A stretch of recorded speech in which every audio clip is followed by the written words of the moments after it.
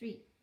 Hey guys, welcome back to my YouTube channel. It is Olivia here, and today I'm going to do a different video.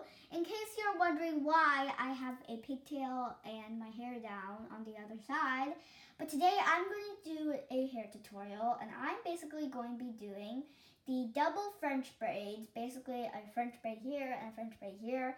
So, so if you're new to my channel, then make sure you give this video a like, subscribe to my channel, and turn on notifications. And yeah, let's get into this video. Okay, so I like to first do this part, like put this in a pigtail because it keeps your hair out of the way, which is kind of what I like about this hairstyle. So first you want to take a small piece of hair. You don't want to take too much, just like this much. And you want to finger comb it, and then just like a normal braid, you want to start braiding it, like splitting it into 3 parts and then braiding it. And then you want to kind of braid for about like 1 inch. Like when it's like about 1 inch, you can stop to add hair in. So here I'm just adding some hair in, if you can't tell, and I'm just adding from both sides. So you don't want to take too less hair, or else your French braid's just going to look like really dull, and it's not going to look good at all. So yeah, and you don't want to take too much, or else it's not going to work. So just want to take a little bit at a time. And you can see that my braid is basically forming.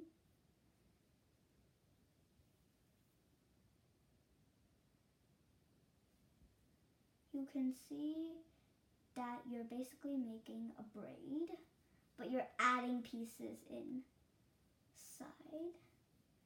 And now you can just braid the rest.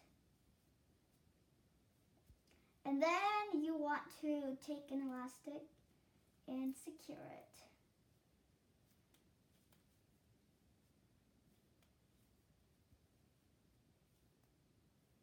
I don't know how many loops I have to do, but this elastic's kind of small, so I have to do like a lot of loops.